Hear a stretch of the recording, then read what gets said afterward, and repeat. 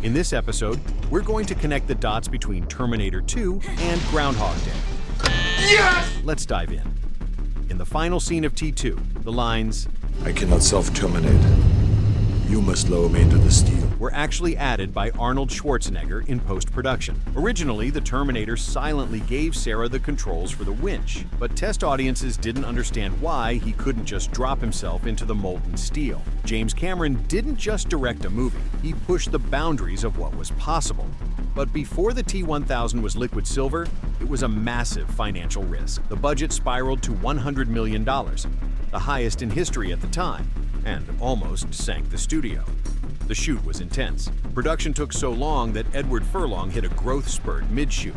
He had to stand in holes to maintain the height difference with Linda Hamilton and redub his lines because his voice actually changed. It was physically brutal, too. Hamilton suffered permanent hearing damage in one ear during the elevator shootout. They also doubted CGI could make the helicopter stunt look convincing, so the pilot just did it for real. See this helicopter going under a freeway overpass? Yeah.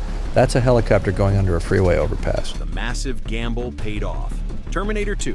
Judgment Day reconfigured the DNA of the summer blockbuster. It became the biggest movie of the year, earning over $520 million worldwide. Right after the global chaos of T2, James Cameron wrote an 80-page treatment for a new project, but there was a massive problem. The liquid metal technology he pioneered with Industrial Light and Magic for the T-1000 was the absolute peak of 90s CGI, but it was still too primitive to capture the nuance of a biological soul he envisioned for Avatar.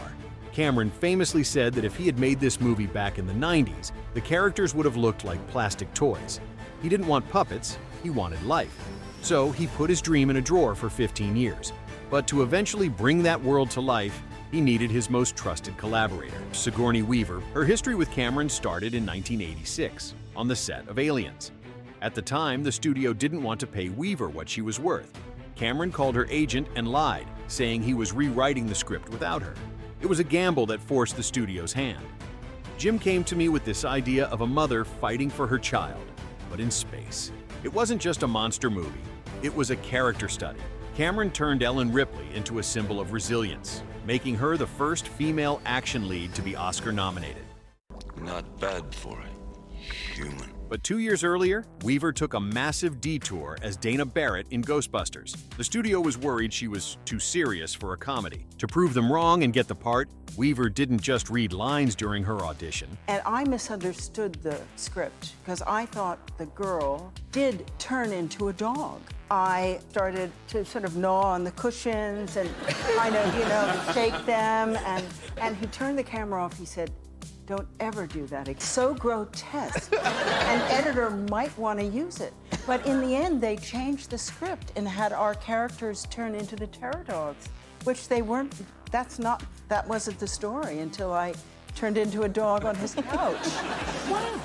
On that set, she shared the screen with a man who was famously impossible to reach. He didn't even have an agent. If you wanted him in your movie, you had to call a generic 1-800 number, leave a voicemail, and just hope he'd eventually call you back. Bill Murray, from a snarky ghost hunter in New York to a selfish man who would learn to become a better person over the repeated years in Groundhog Day. In this 1993 film, Murray plays Phil Connors, a man trapped in time, forced to repeat the same 24 hours until he finds his humanity. In that loop, Phil is constantly challenged by his producer Rita, played by Andie MacDowell. Behind the scenes, though, it wasn't quite as charming. Murray was actually bitten by the groundhog, twice during filming. The bites were severe enough that he had to go to the hospital and get a series of rabies shots. And here is our surprise connection. The story of cinematic talent is often a family affair. Andie MacDowell is the mother of one of Hollywood's rising stars, Margaret Qualley, an actress who proved she has true substance on the big screen. 6 Degrees of Cinema. If you have an addiction for the movies, like, share, and subscribe. I'll be back with more substance. People are gonna love that.